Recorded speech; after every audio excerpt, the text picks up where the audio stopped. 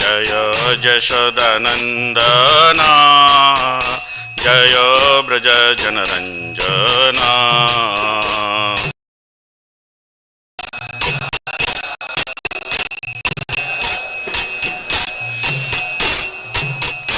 जय जमुनाधिरवनचारी जय कुंज बिहारी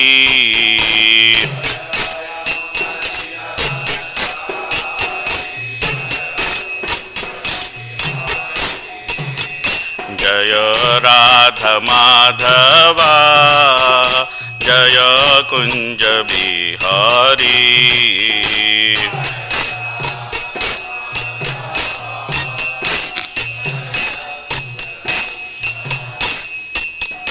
हरे कृष्ण कृष्ण कृष्ण हरे हरे हरे राम राम राम हरे हरे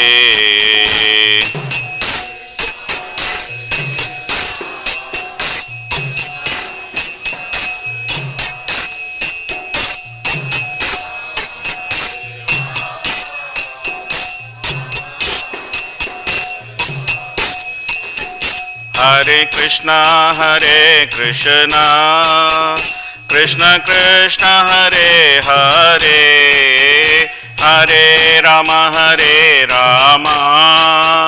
राम राम हरे हरे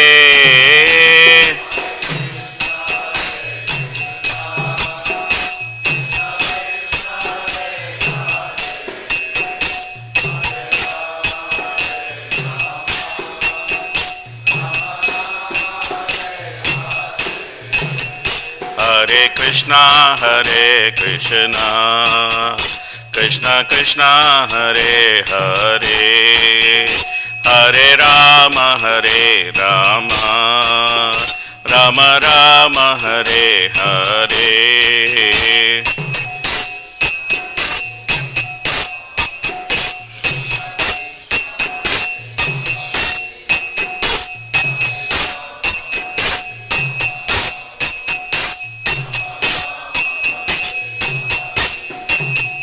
जय प्रभुपदा जय प्रभुपदा जय प्रभुपदा जय प्रभुपदा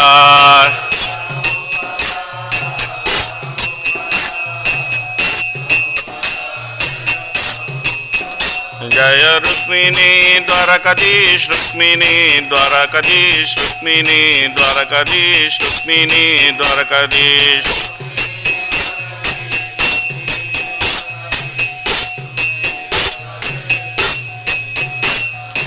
जगन्नाथ जय बलदेवा जय सुभद्रमयी जय सुदर्शना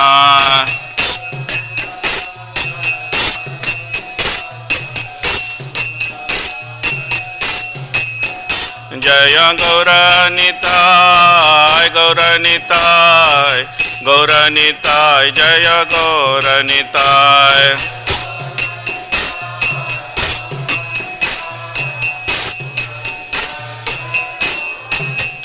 जय जय प्रभुपाद प्रभुपाद प्रभुपाद जय जय Prabhupada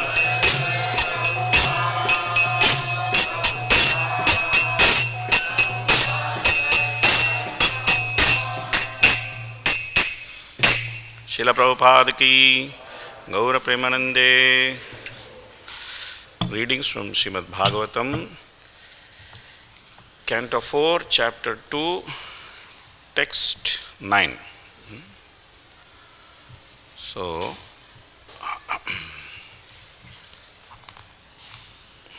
not text 9, we are supposed to do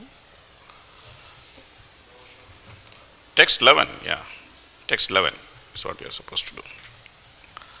Okay, before getting into the text, we will chant the auspicious invocation prayers. Please, I will try to chant, please try to repeat. Om Namo Bhagavate Vasudevaya. Om Namo Bhagavate Vasudevaya. Om Namo Bhagavate Vasudevaya. नारायणं नमस्कृत्य नरं चैव नरोत्तमं देवीं सरस्वतीं व्यासं ततो जयमुदीरयेत्। नष्टप्रायेषु भद्रेषु नित्यं भागवत सेवया भगवत्युत्तमश्लोके भक्तिर्भवति नैष्टिकी। एष मे शिष्यतां प्राप्तो एष मे शिष्यतां प्राप्तो यन्मे दुहितिरग्रहीत् यन्मे दुहितिरग्रहीत्। pāṇiṁ viprāgni-mukhataḥ pāṇiṁ viprāgni-mukhataḥ sāvitryā iva sādhuvat eṣaḥ me śiṣyatāṁ prāpto yenne duhitur agrahīt pāṇiṁ viprāgni-mukhataḥ sāvitryā iva sādhuvat.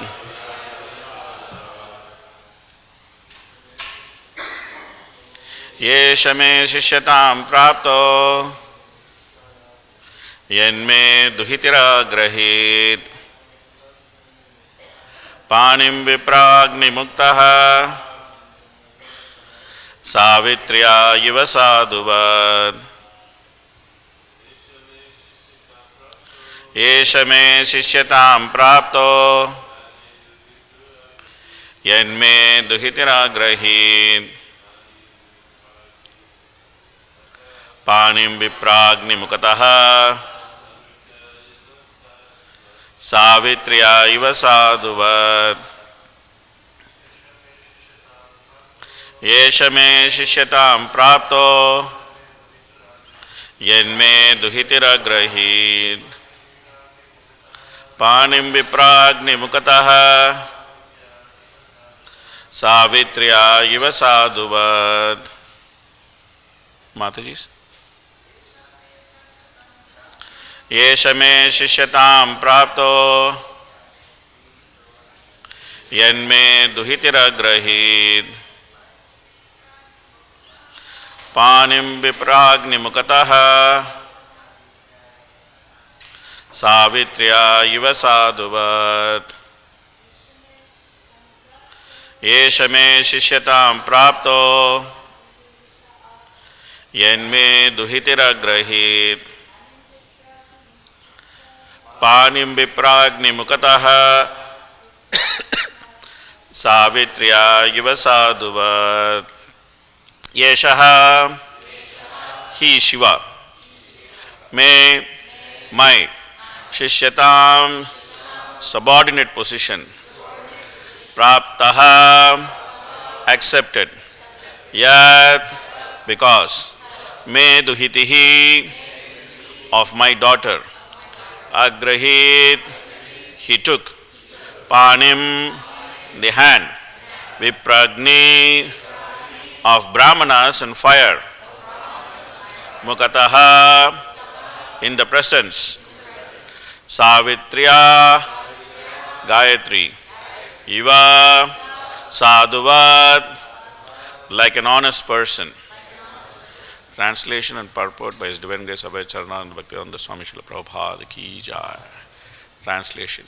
He has already accepted himself as my subordinate by marrying my daughter in the presence of fire and the brāhmaṇas. He has married my daughter who is equal to Gāyatrī and has presented just to be like an honest person. Purport. Dakṣa's statement that Lord Śiva pretended to be an honest person means that Śiva was dishonest because in spite of accepting the position of Dakṣa's son-in-law, he was not respectful to Dakṣa. Hari Om Tat Sat.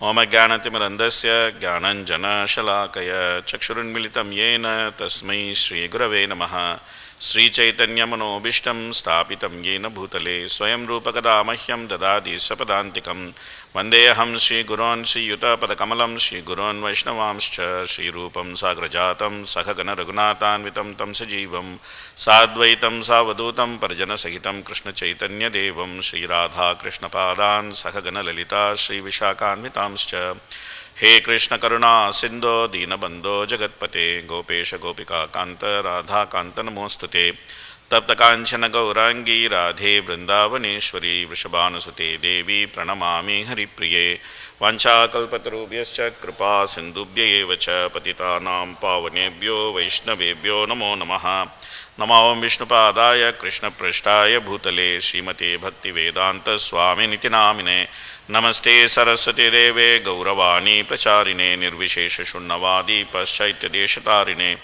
जय श्री कृष्ण चैतन्य प्रभु नित्यानंद श्री अद्वैत गदाधर श्रीवासदि गौरभक्तवृंद हरे कृष्ण कृष्ण कृष्ण हरे हरे हरे राम राम राम हरे हरे मुखं करोति वाचालं पंगुलंगायते गिरिं वन्दे श्रीगुरुं दिनतारिणं परमानन्दमाधवं श्री चैतन्यमीश्वरं कथाञ्चन स्मृते यस्मिन् दुष्करं सुकरं भवेत् स्मृते प्रीतं स्यात् श्री चैतन्यं नमामि तम्।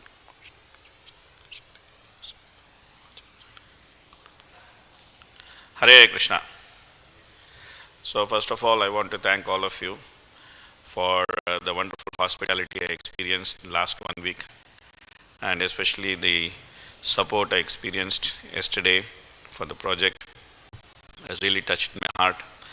That so far away from Mayapur, I was coming for the first time to US. I did not know what to expect, but then LA, I found a home away from home. So I'm thankful to all of you for tolerating me, for accommodating me, and for showering so much love on me. I am very grateful to all of you. So today we are continuing with this Dakṣa's moral sermons, why Lord Śiva is wrong and how he deserves respect.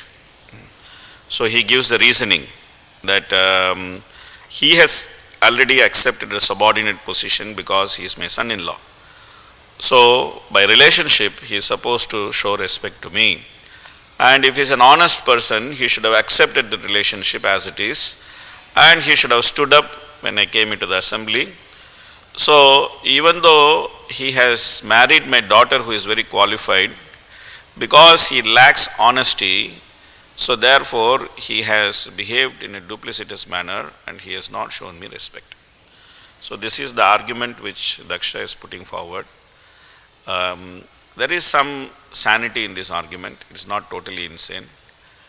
That respect in Vedic culture is given due to different considerations. One consideration is age. If someone is more aged than you, you should give them respect. The other consideration is position. If someone is actually in a superior position to you, then you should give them some respect. The third consideration is experience. Someone who is more experienced than you in a particular activity or in a particular subject matter, definitely you should give him respect when you want to learn that activity or subject matter. And the fourth consideration is advancement in Krishna consciousness.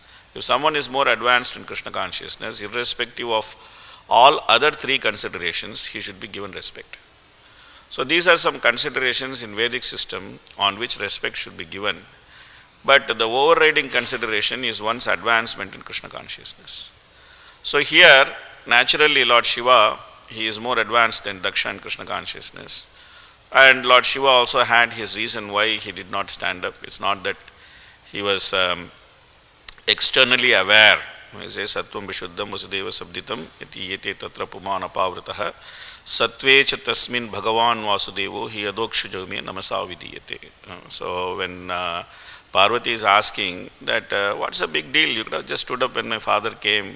We did not have so much of a problem with each other. It's just a matter of standing up. Why you did not do it? So then Lord Śiva says, see, it's not that I purposely did not offer respect to him, but I was not in my external consciousness. I can't help it. I was actually completely absorbed in the Vasudeva state, where I was actually seeing and meditating upon the Lord. So I did not have any external consideration. I did not even notice that Dakṣa is coming, everybody is standing up. I did not notice, so it's not my fault.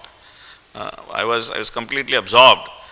And also later Prabhupada also explains, and also explained in the verse, what is the meaning of offering obeisances to each other, and how do we treat that. This is not the respect which is offered to the body, it's the respect which is offered to Paramatma. So therefore he gave a proper explanation why he did not stand up. Anyway, now Dakṣa is having his field time. He is having a nice time accusing Lord Śiva, and he is trying to bring some points which is based on Shastra. Normally what happens is that in material world the conditioned soul has a disease. There are many diseases to the body, but then there is a disease to consciousness. That disease is the disease to expect respect. This is the disease of the conditioned soul. That he wants to actually say, he or she, whatever it is, they want actually, the conditioned soul wants to say, I am someone, please respect me. I am some personality. You have to give me some attention. You have to give me some respect. You have to give me some recognition. This tendency to look for recognition is very, very strongly there, to distinguish oneself and to say that, see, I am somebody. It's called puja, labha, pratishtha. Puja means that the tendency to expect respect. Labha means the tendency to get some gain due to one's assumed superiority. And then pratishtha means that one actually wants to have some glorification. One wants to be glorified, and then one feels that one is glorified, means that he is recognized. So this tendency is there, and this tendency is there because of the basic envy which we discussed in the last class also. Basic envy towards Krishna. So that envy towards Krishna actually reflects on envy on all other living entities, and then we come to this conclusion, why I am not respected? Why I am not respected? Why not respect to me? I am such and such personality. I am so and so. I am living in Mayapur. I am occupying position. I am great personality. When I come, then everybody should respect me. So this kind of crazy expectations we have. When we have this expectation, then what happens is that our progress in spiritual life, it gets disturbed, because Krishna gives 3 basic conditions in Bhagavad Gita that which helps us to progress in spiritual life.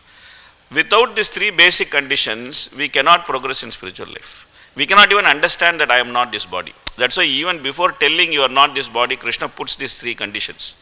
The first condition Krishna says is asocyan annasochistam pragyavadam sabhasasya gatasam agatasam sya nanasochanti panditaha. He says that you are simply lamenting, you are simply talking big things, but you are actually a fool, but you are presenting yourself as Pandita. This is the first thing we should stop. We should stop showing ourselves as somebody big, and we should stop lamenting. These both are same. These are like 2 sides of the same coin. Either we are lamenting saying that I am not somebody, or we are showing off saying that I am somebody. This is same, because the same reflection of false ego on either sides, even though materially it may look opposite. So the first thing is to stop talking nonsense, because the whole world is very, very busy talking nonsense. Shrotavya nidradendra nrinam santi sahasrasaha apashyatāṁ atmatattvam griheshu grihamedinam. Sukadeva Goswami says in the beginning of 2nd canto. So much they are hearing, so much they are asking, this Google Acharya, now Chat GPT is there, and then so what not is there. People are so busy asking so many questions, trying to get so much of information. So much of nonsense traffic is going on. So if we want to become serious in spiritual life, first of all, we should stop this nonsense. This is the first condition Krishna says. The second condition Krishna says is that Dehino asmi neta dehe kaumaram yavanam jara tata dehantara prāpti dhiras tatra na muhyati. This body is always bewildering. From beginning to end, this body is bewildering. When we are born, then we are so bewildered, we don't know what to do. We are moving here and there, we are passing stool, urine, everything in the same place. Then when we grow up, then we are bewildered by our own body, we are exploring our body, we are seeing what is there, what is not there. Then when we grow up a little more, we start exploring other bodies, and then we start seeing what is there, what is not there. And then when we become young, then the man is attracted by woman's body, woman is attracted by man's body. Then after that they get married, and then they produce one more body which is called child, and then they go crazy behind that body. and then that child grows up, and then by the time we become old, then we become obsessed with our own body. Oh, I am having pain there, I am having pain here, I am having this, I am having that.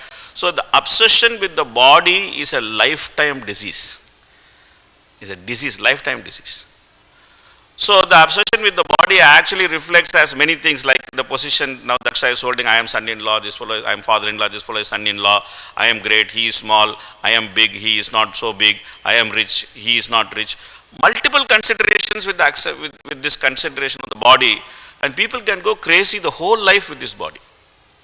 So as long as we are crazy about this body, we never think of Krishna consciousness also. Forget, understanding I am not this body, I am spirit soul, going to Krishna and all. It's just not possible. The third condition Krishna gives is that matra spashasta kaunteya sitoshna sukha dukkada agama pāṇiṁ anitya sthāntitikṣa bharata. This material world is going to have dualities, whether you like or you don't like. You are signed up for it, better you tolerate it. If you don't tolerate, if you try to counteract, whole life will going and counteracting only. So therefore, Krishna gives best formula: don't counteract, just tolerate. It's cold, heat, just tolerate. Don't make big fuss about it. Something will come, something will go. Respect will come, respect will go. Happiness will come, happiness will go. Everything will come and go. You just have to tolerate. That's it. We should learn to tolerate happiness. We should learn to tolerate distress. Tolerating distress sometimes is easy. Tolerating happiness is very difficult. So both we should learn to tolerate. One should not become too jubilant when one is happy. Dukkeshu vignamanaha, sukeshu vikatajvaraha, vitaraha bhayakrodha, siddhadir munyuchyate. So he says that one should not become too morose when things don't go properly. One should not become too happy when everything is going very nicely. So therefore, one should be balanced. One should be balanced. That is a formula which Krishna gives. Of course, he gives 3 levels. He says first you tolerate, then he says second you become eucanimous, third he says you become happy. 3 levels Krishna takes us in Bhagavad Gita. First level is that you learn to tolerate dualities. Second level is that you don't care. Duality is there, you don't even notice. Duality is there, it is there, I am there, I am there. Third level is that you are completely satisfied with the duality. That's where Bhagavatam starts. Parikshit gets cursed, he is very satisfied with the curse. He is not trying to counteract. He is not trying to say that I should do something. He is saying the Supreme Lord has graciously overtaken me in the form of the curse of a brāhmana. This is the translation of Shloka Prabhupada gives exactly the same words. Graciously overtaken me, he says. So, therefore, the point is that as long as we are expecting respect from others, we cannot come out of these 3 traps. What is the first trap? Talking nonsense. This is what Dakṣa is doing. He is talking nonsense. He is trying to quote as big Pandita. This is the method of giving respect, that you should do this, you should do that. This first. Second is that he is taking some bodily position and is very carried away by that bodily position. In the beginning of this pastime, explained that his effulgence was so great that when he entered the assembly of demigods, everybody's effulgence became very dim and his effulgence was so great. Then he got carried away by his own effulgence. Oh, my body is so effulgent, I am such a great man, let everybody stand up.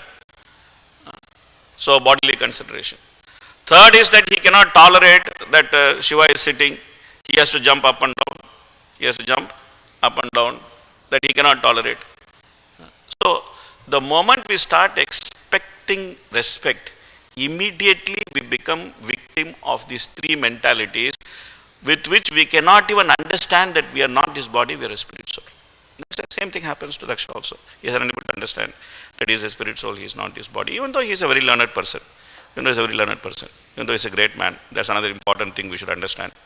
That all these personalities like Dakṣa, Indra, all these people are great souls. They are not some ordinary people. They are not some people on the street. They are not some bums. So we should be very careful when we learn lessons from them.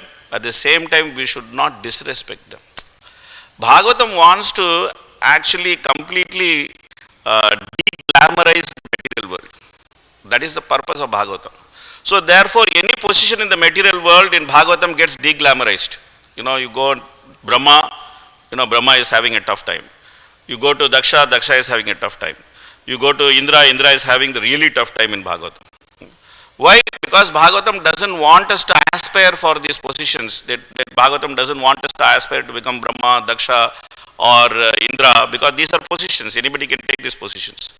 So therefore Bhagavatam is systematically deglamorizing these positions by showing us what is the difficulty in this position. Janma Aishwarya Shuta Shribir Yedamana Madapuman Naivarhat Abhidhatum Vai Tvam Akinchana Gocharam. Kuntibanan is saying that if you just carried away by this birth, then opulence, then one's own education or one's greatness, then one cannot feelingly chant the name of Govinda. That's what Prabhupada says in the purport. One cannot feelingly chant the name of Govinda. One may chant for the sake of formality. One may just chant for the sake of formality. But one cannot feelingly chant Hare Krishna, Krishna Krishna, Hare Hare, Hare Rama, Rama Rama, Hare Hare. Prabhupada gave a very simple formula. When you chant, you hear. But formula is very simple, but to do it is very difficult. Why? Because we have this disease that we have to expect respect from others. Then the mind is always disturbed, thinking of so many things. Oh, this fellow said like this to me. Now when I see this fellow, I will say like this to him. Then he will say like this to me. Then I will say like this to him. All sorts of dialogue goes on while we are chanting the holy name. So very crazy situation.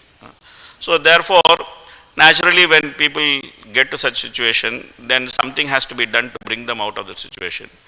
There are different things which can be done, like in case of Dakṣa, Shiva punishes him and then he gives him a goat head. So therefore we should understand that whenever we are expecting some respect and we are trying to see why I am not getting respect, then we should understand that we have lost a human head and we have got goat head. This is what it means when we expect respect. Then we should immediately understand, oh, now my goat head is thinking, my human head is gone. So Shiva punishes him because he wants some respect. They are very disrespectful. Same thing, we are actually in Kartik month.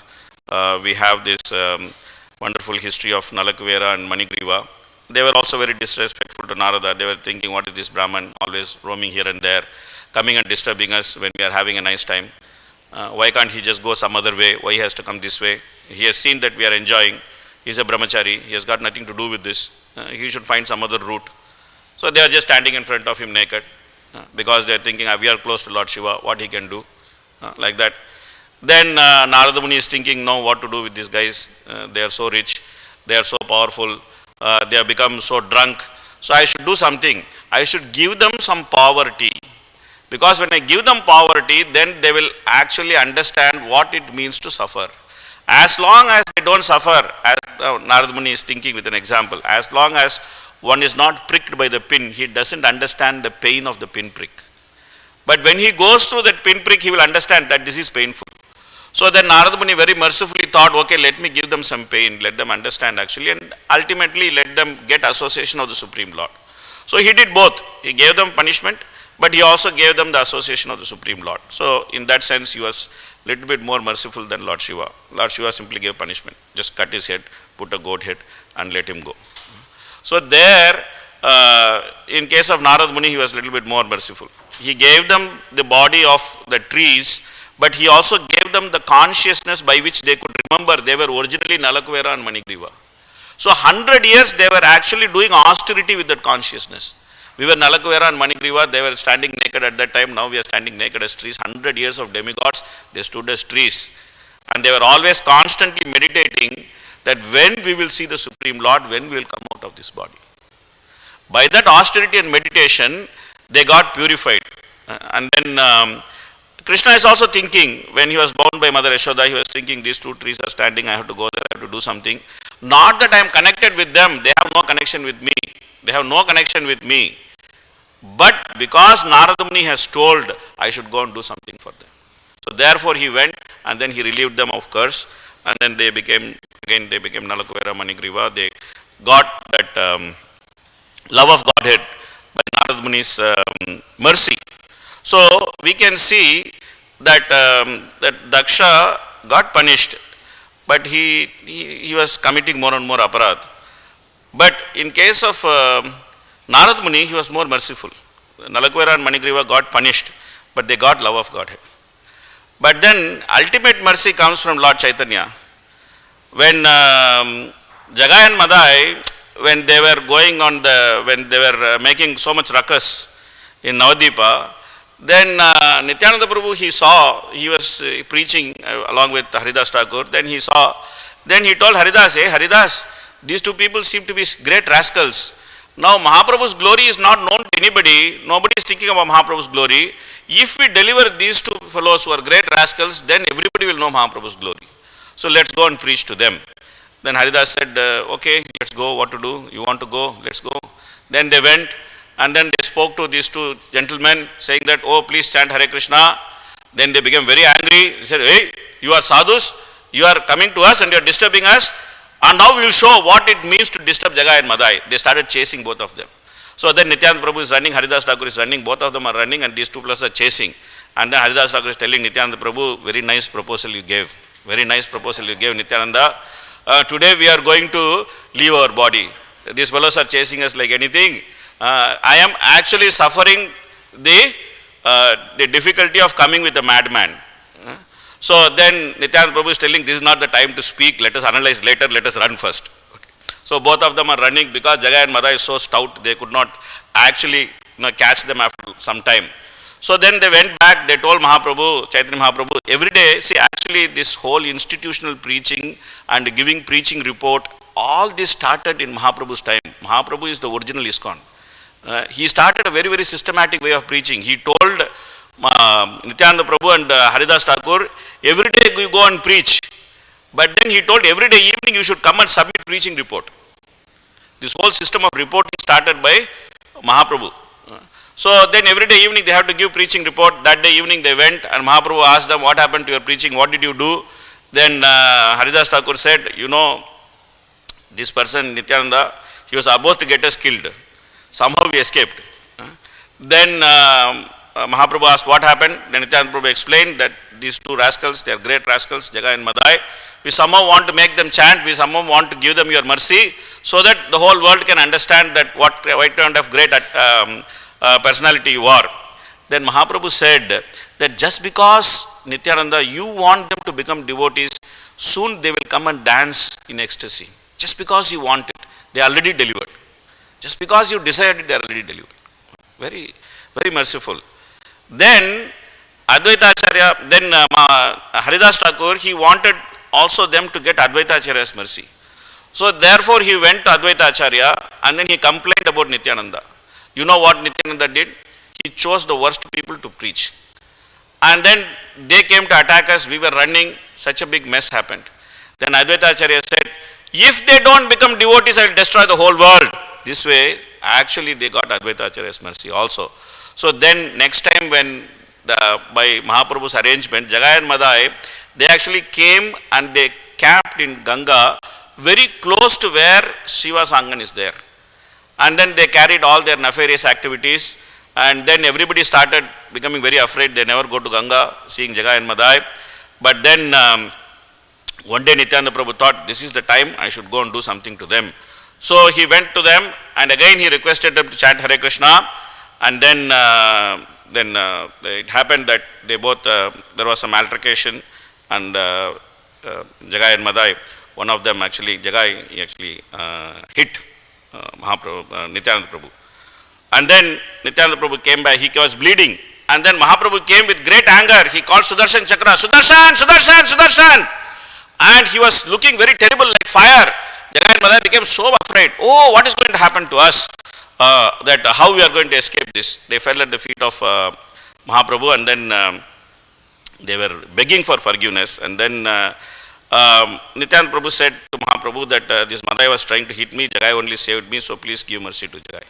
So then Mahaprabhu became very merciful. He said to Jagai that you tried to save Nityananda, I am very, very happy, you get love of God. Then Madai was crying that what happened to me, why are you leaving me, both of us rascals together, now suddenly he is getting mercy, I am not getting mercy, please. Then he said, no, you are a great offender, you are a great offender. Then Nityananda Prabhu said that whatever pious deed I have done, please take it, Mahaprabhu, please give him mercy. Please give him mercy. This way he also got mercy. So this is the nature of mercy of Lord Chaitanya and Lord Nityananda, that we are so fortunate that in spite of all our defects, in spite of all our shortcomings, in spite of all the things what we have, if we simply agree to accept the mercy of Lord Chaitanya. Kathanchana smrite yasmin dushkaram sukaram bhavet vismrite vipritam syat Sri Chaitanyam namamitam. If you simply agree to accept the mercy of Lord Chaitanya, if we simply lift our hands, let us lift our hands. Please lift your hands and call out the name of Lord Chaitanya. Gauranga! Gauranga! Gauranga! Simply by calling out the name of Lord Chaitanya, simply agreeing to become servant of Lord Chaitanya, our life can be successful. We can be very happy. In spite of all our disqualification, we can have hope that if by Lord Chaitanya's mercy, if not by Lord Chaitanya's mercy, by Nityananda's mercy, if not by Nityananda's mercy, Advaita's mercy, if not by Advaita's mercy, Gadadhar's mercy, if not by Gadadhar's mercy, Shiva's mercy, somehow or other we can get delivered. Simply we need to get attached to Lord Chaitanya. Simply we need to get attached to Srila Prabhupada. Such a wonderful movement, such a wonderful opportunity, once in lifetime of Brahma, that we got this opportunity. So, all these great personalities, Dakṣa, Indra, Lord Śiva, everybody is taking us towards Lord Chaitanya. Everybody is taking us towards Lord Chaitanya. Everybody is telling us that what kind of opportunity we have got. Anarpita charanchirat karnaya utirna kalau samarpayitum unnada ujjvala rasam sobhakti shriyam. That it was never given before, that has been given to us now. So, let us meditate on the wonderful mercy of Lord Chaitanya, and let us try to make the best of the bad bargain. Hare Krishna, Krishna Krishna, Hare Hare, Hare Ram, Ram Ram, Hare Hare. Okay, I will stop here. Any questions, comments? Yes.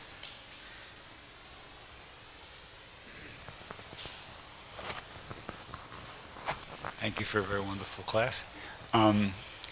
That conversation between Parvati and Lord Śiva, where she's asking him, how come you didn't just stand up, make life easy for everybody? Does that appear in our Bhagavatam? It's from someplace else. No, it's there in Bhagavatam. It's in there? It's there in Bhagavatam. All right, fine. It is going to come in the next chapter, where Parvati and Shiva is going to discuss this. That is not there exactly as Parvati's question and Shiva's answer. Shiva actually explains this to Parvati why he did not stand up. Okay. Okay. In that verse, Sattvam Vishuddham Vasudeva Sabditam, he actually explains to Parvati why he did not stand up. Okay. So, sometimes Bhagavatam, what it does is that it does not report the entire conversation. It just reports the gist of the conversation, because that's what is required for us to hear. So then Acharyas comment and they expand the conversation so that we can understand that what exactly happened between them. Okay. Yeah. That was a little question. This is the main question. Yeah. So you were making the point that Narada Muni was more merciful than Lord Śiva, Yeah. because he punished them, but he also, part of the curse was that they was later see, get the association of Krishna. But and Lord Śiva just punished Dakṣa, and of course he did. He got his head chopped off. But eventually, Dakṣa, was offering prayers to Lord Śiva, and he was in, good consciousness. So you're suggesting that wasn't part of his original plan, because Now the point is that Dakṣa committed such a heavy offense. So that mentality to offend did not go away from Dakṣa. It is actually explained by Vishwanath Chakravarti Thakur that the most dangerous of offenses is Vaishnava Aparadha. And that Vaishnava Aparadha is actually completely removed only when the soul meets Krishna in Goloka and gets embraced by Krishna in Goloka. Till that time, the effect of Vaishnava Aparadha remains. So it's a very dangerous thing. Yeah. So the point is that Dakṣa offended Śiva, and Śiva also got offended. In case of Narad Muni, Nalakvera and Manigriva, they offended Narad Muni, but Narad Muni did not get offended. He was actually became more merciful to them, he became more compassionate to them. And then he was thinking that how I can give them love of Godhead. In case of Dakṣa and Śiva, that kind of thing did not happen. That Śiva did get offended, he did not go back. And then he was also upset with him, and when he killed, when Sati died, then Śiva became more angry, he sent Virabhadra. So the whole thing happened. Then later some kind of reconciliation happened between both of them, and Lord Śiva arranged for Dakṣa to be born again as sons of the Prachetas. He did something, but he did not completely, give him that kind of mercy that he can actually get love of God. Maybe I'm just falsely remembering something. Isn't there a part there where Dakṣa, with the head of the goat, is offering prayers to Lord Śiva with tears in his eyes and everything? Yeah. So, I mean, Yes, he did that. He did that. He begged for forgiveness and Shiva also forgave him. And Shiva also did some favor to him because Dakṣa didn't like the goat head. So he wanted to have a new body. So therefore Shiva appeared to the Prechatas. He actually taught them the Shiva Gita. And then through the Prechatas, he arranged for Dakṣa to be born again. So all that he did, Lord Shiva did all that. But he did not bless Dakṣa to have love of Godhead. That is the point I'm making. Yeah. Got it. Thank you. That Narad Muni did. Narad Muni specifically blessed both Nalakuvera and Manigriva that they will actually see Krishna and then they will have love of God. So that's the difference. One little teeny thing. So these Prachetas were Daksha's sons while he still had the head of a goat? No, Prachetas were the sons of Prachina Barhi. Oh, that's right. Yeah. Okay. And their son was Dakṣa. Dakṣa was born again as their son. Okay. They actually married the daughter of the trees. The moon god actually gave them one, they were 10 brothers. They got one wife with the daughter of the trees. And then for them, Dakṣa was born again. So that time he was born again with a normal body without goat head, etc. Okay.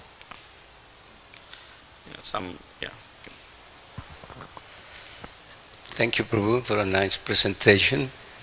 At the beginning of your class, the opening was that about respect. And there, you say many considerations, the older one, the brāhmaṇas, and also the one who knows more.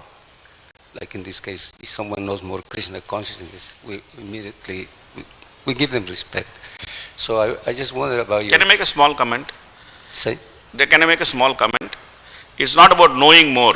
It's about being more advanced. The more advanced. There's small difference between knowing more and being more advanced. I may know more scriptures, but I may not be more advanced than you. Okay. So just knowledge is not the criteria, that one should be more advanced in Krishna consciousness. That's a small thing. So in that regards, I was just considering how in our society also we went through some period of dilemma. We have many preachers trying to convey Krishna consciousness to the Western world, and we have some female disciples of Srila Prabhupada especially, who display, not many, but let's say some of them very advanced, considering the quantity of many devotees that we have. Yet we saw that maybe not disrespectful, it was not disrespectful, but some considerations about having equal opportunity to exercise that wisdom or that knowledge which Lord Chaitanya Mahaprabhu wanted to give it to the world. So in order to honor that, one who is more advanced than other ones, what are your thoughts about that? Yeah, definitely there's a lot of discussion happened about, I think in GBC level, there's a lot of discussion happening about what kind of role the Vaishnavis can take, more responsibilities, etc. It is an ongoing discussion. I do understand that there are multiple opinions about it and there are also strong opinions about it, and a lot of debate takes place.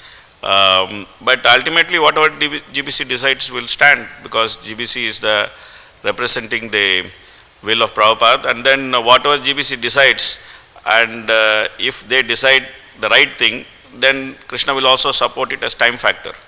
Then it will stand over time, because we can see that sometimes GBC decides something and then it doesn't stand over time. That means Krishna's support is not there. Like as time factor, then Krishna also works. Like previously there was Jonalacharya system. Now we don't know. Now many devotees don't even know what is Jonalacharya system. Where is Jonalacharya? Gone, finished. Because why? Because Krishna as time factor did not sanction that system. So we have to see a combination of these things, the will of the devotees and the discussion among devotees, and ultimately will of Krishna as time factor. So all these things, it should act together, and then some conclusion will come up. This is how things will get resolved. These are little difficult issues. There are some polarizing opinions about it. So then we should also take the time to discuss them, because that's what is the Brahminical method. That Brahminical method is discuss, and then come to some conclusion. So that's what it is. I'm sure that discussions will happen and some conclusion will come out of these things. Yeah. But at the same time, things should go. At the same time, we should also understand that there are a lot of opportunities to preach. Nobody is asking anybody not to preach. So those opportunities are always there. Yeah, another thing about you were mentioning not wanting respect, then why have the Sankirtan newsletter and, I'm distributing so many books and that way you automatically get respect. Why not just say, don't give the amount or whatever? The point is that we should respect everybody and we should not expect respect. We should not take it the other ways. When we say that we should not expect respect, we should not take it that we should not give respect. Anybody does anything small also, we should respect it. Okay, Krishna says, Patram pusham phalam toyam yomya bhaktya prayachati tadham bhakti upakritam ashnami priyatatmanaha. So Krishna is respecting a person who is giving little water also. So naturally we should respect people who are doing any type of service. What to speak of Sankirtan, which is the greatest service? Prabhupada said that's the most pleasing service to him, to distribute his books. So naturally we should respect everybody who does anything for Krishna, and we should glorify them. We should actually give them the recognition. We should actually give them everything. But when that glorification, that recognition, that respect is coming to me, then what am I doing with it? Am I considering that I deserve this respect and then I am taking it? Or do I understand that I don't deserve the respect? This respect actually belongs to Guru Krishna Prabhupada. So I am just receiving this respect as a matter of service, and then I am going to give this respect to them. I have got nothing to take or give in this transaction. I remain completely aloof from this transaction. That we say all glories to Guru and Gauranga, but we should also mean all glories to Guru and Gauranga, because that's what it means, that all glories to Guru and Gauranga. So there's two aspects of it. One is to give all respect to others and then not to expect any respect. And then when it comes to us, don't take it, not to take it, and to give it to the right place. I hope it explains. Yeah, so in other words, if somebody says you're doing great service, you say, well, just because of the mercy of my spiritual master, that's the only reason. Yeah, definitely we should say it, but we should also feel it. We should say it, but we should also feel it, because that is the fact. It is not a nice political thing to say that because of my mercy of my spiritual master. Of course, that is the fact, that I am here, I am sitting here, I am talking, not because of my own thing. Mukam karoti vachalam pangum langayate girim yatkrupa tamaham vande Shri Gurum dinatarinam paramananda madhavam Sri Chaitanyam Ishwaram. By nature I am lame, by nature I am dumb, by nature I am stupid, by nature I don't know anything. Only because of the spiritual master I am able to present something. If we should actually realize this, and when we realize this, then we can be very happy. We are very, very happy. Because anyway we don't expect any respect. We don't deserve any respect. So anybody doesn't respect also, we know that this is our condition. And somebody gives respect, we know that this belongs to Guru, doesn't belong to me. Give it to Guru, give it to Krishna, give it to Prabhupada. Be happy.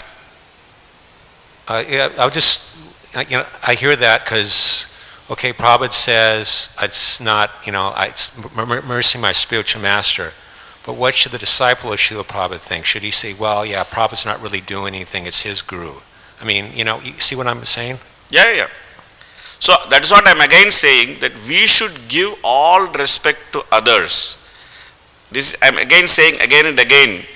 We should give credit, all credit to others. We should not try to take away credit from them.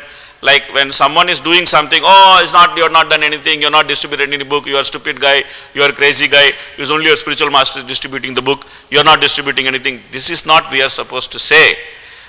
We should respect genuinely the service which they are doing, and we should glorify them, and we should give them all the recognition, we should give them all the respect. But how do we treat it when it comes to us? That's the difference. That amanina manadena.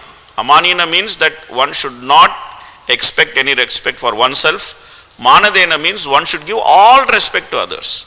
So if we say, Prabhupada did not do anything, everything Bhaktisiddhanta Saraswati Thakur did, we cannot be a bigger rascal than that. Because Prabhupada did everything for us. Prabhupada said that I created your qualification. So therefore, the Acharya deserves respect. Krishna himself says, Acharya mam vijaniyam naiva manyate karhichit. He says, Sarvadeva mayo guru. That Acharya is as good as Krishna, and he is the embodiment of all the 33 crore demigods. So in our parampara, we don't pray to 33 crore demigods, we simply pray to the Acharya. By praying to the Acharya, we already pray to 33 crore demigods. So therefore, Vaishnavas, Acharyas, Mahaprasad, deity, they are all natural objects of respect. Mahaprasade Govinde, Nama Brahmani Vaishnave, Swalpapunyavatam Rajan, Vishwasaneva Jayate. Every day we chant. They are all natural objects of respect. We should give them lot of respect. But only the question is that what happens to us when we get respect. That's the distinction we are trying to make. Okay, thank you. Okay. Who's next? Yes, Mataji. Yeah, I'm just calling. Okay, please. Hare Krishna Prabhu, thank you for your wonderful class. I was thinking about, you were saying that we should stop talking nonsense, and sometimes like how can we stop, like if we have a habit of talking nonsense or make fun of others and so many things, how can we stop this when it becomes a habit? What can we do? So that's why we are wearing Gantimala. Gantimala is Tulsi Maharani. She is the traffic police. She is actually seeing what is coming out and what is going in. Okay. So that's why we should wear Gantimala tied to our neck. When we wear Gantimala tied to our neck, then we always have this touch of Tulsi Devi, and we are conscious that she is here and she is watching what is coming out and what is going in.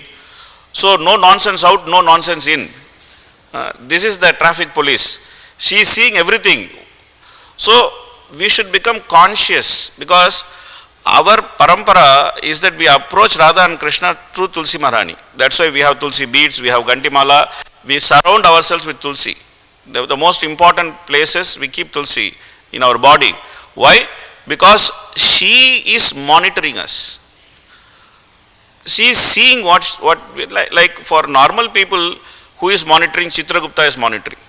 For Karmi people, Chitragupta is monitoring. Chitragupta means, you know, that Chitra means picture, Gupta means secret. He is secretly taking all the picture of what everybody is doing. That's why he is called a Chitragupta. And then when people go to hell, they say, no, I never did this sin. He will show the video. I see, I took picture. Don't say you did not do sin. He will show video. So, but we are not monitored by Yamaraj. We are not monitored by Chitragupta, because Yamaraj gave clear instruction in 6th canto. Those who are wearing Gantimala, don't even go near them. So who is monitoring us? We are monitored by a very high authority who is very, very close to Krishna, who is Vrinda Devi, Tulsi Maharani. So we should be very careful that we have a monitor sitting at our neck. She is seeing what is going in, what is going out. Normally we are not conscious, because when someone is watching us, we behave very nicely. When no one is watching us, then we want to do some nonsense. But we are never in a situation where she is not watching us. She is constantly watching us. So that is why when we get initiated, the spiritual master is giving the Gantimala. He is telling, wear it around your neck. Now I have put a watch and ward around you. Now you are being watched. Now you be careful. Now you be careful. So when we become conscious, that's why Prabhupada said that first of all consciousness, then Krishna consciousness. So, you know, we have to become conscious of what we are doing. We are not ritualistic people. We are not just wearing Gantimala because we have to wear Gantimala. It's nice fashion. Of course, people also wear fashionable Gantimalas. It's good. It's no problem. But beyond the fashion aspect of it, beyond, that, you bring Vrindavan Gantimala, you bring, big Gantimala, small Gantimala, design Gantimala, designer Gantimala, whatever it is, no problem.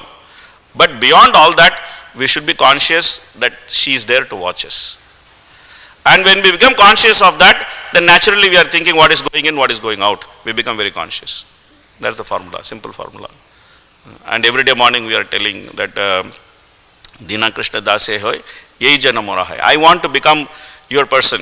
I want to become a part of your team. So if you want to become part of her team, then we should be careful. We should see that she's watching, she's doing things like that. Thank you, Prabhu. We can go to Mataji.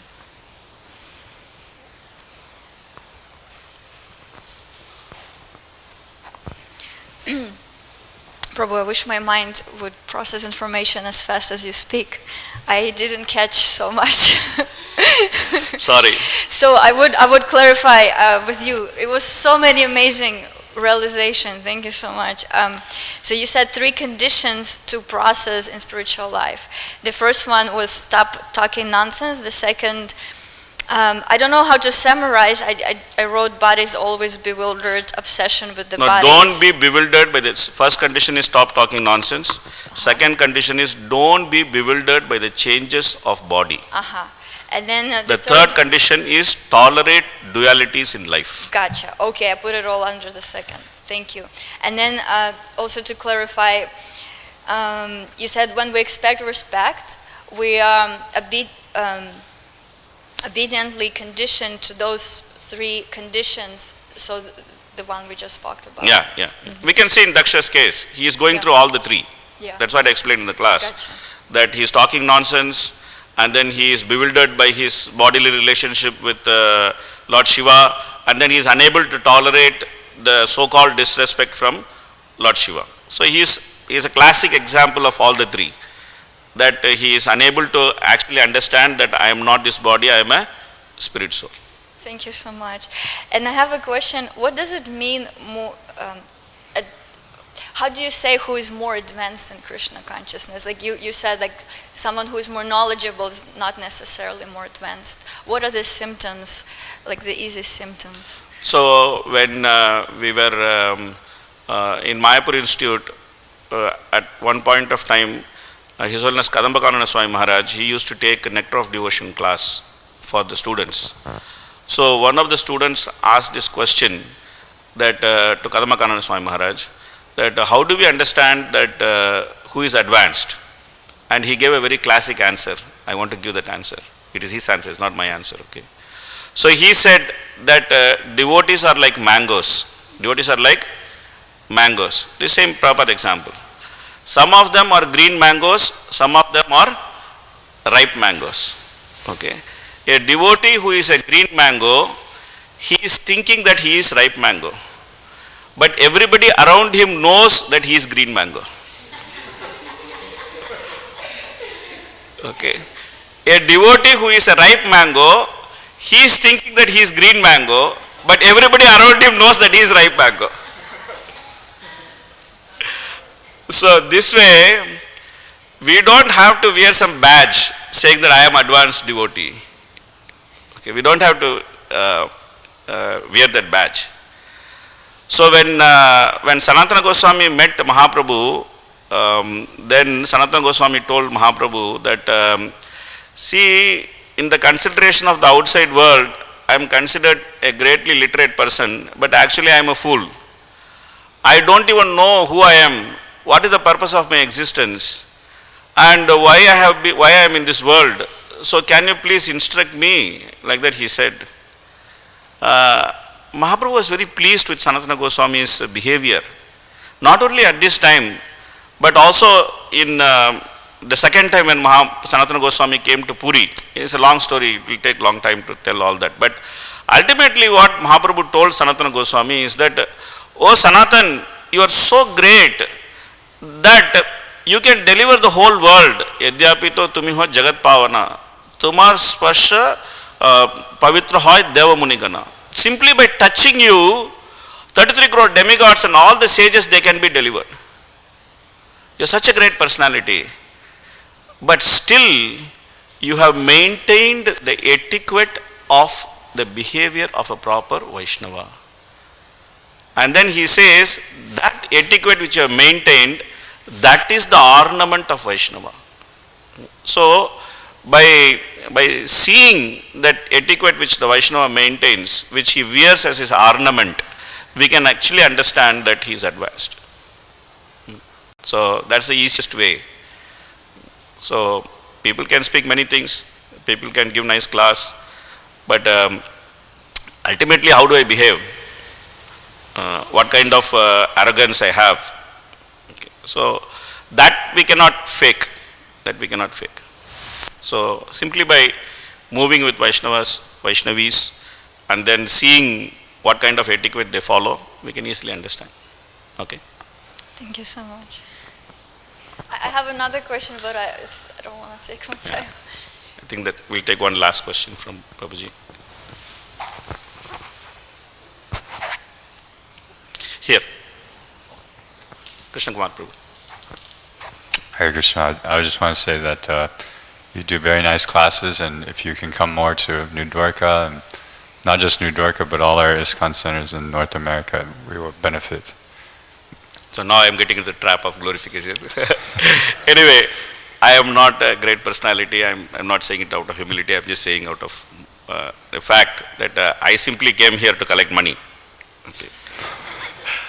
Please collect more money. I never thought I will step out of Mayapur. It's not my qualification to go out. Prabhupada said that those devotees who are very qualified, they should actually come to Mayapur every year. They should get recharged. They should go to West and preach. And those devotees who are not qualified, who cannot advance in Krishna consciousness, they should stay under the shelter of Mahaprabhu's mercy. So I belong to the second category. So I always stay in Mayapur. I don't come out only. But somehow Mahaprabhu kicked me out, so that's why I came out. But actually you people are great to actually be here and preach Krishna consciousness in this place, which is full of ignorance. I cannot stand here for maybe 10 days, 15 days, I will just go mad. But you are staying here, you are so steadily going on with the service, you are preaching here. I am genuinely highly, I take so much of inspiration from all of you. I'm highly inspired by all of you. I was very doubtful about myself when I came to West. I was not very clear. I got my visa 2 years back, but I never came because I always was dragging my feet. I don't want to come out of Mayapur. I want to always stay in Mayapur, very safe zone for me. Mahaprabhu's mercy is always there. But then I see that Mahaprabhu is dancing here. It's a great lesson for me to see so many of you doing so steady service, especially here. This is Prabhupada's place. I can feel Prabhupada's presence here. He lived here so many times. He established BBT here. The deity spoke to him. You're also fortunate that you're here and doing so much service. So actually you're all glorious. You're all glorious. That you're able to be here. You're able to carry on with this movement. You're able to push on.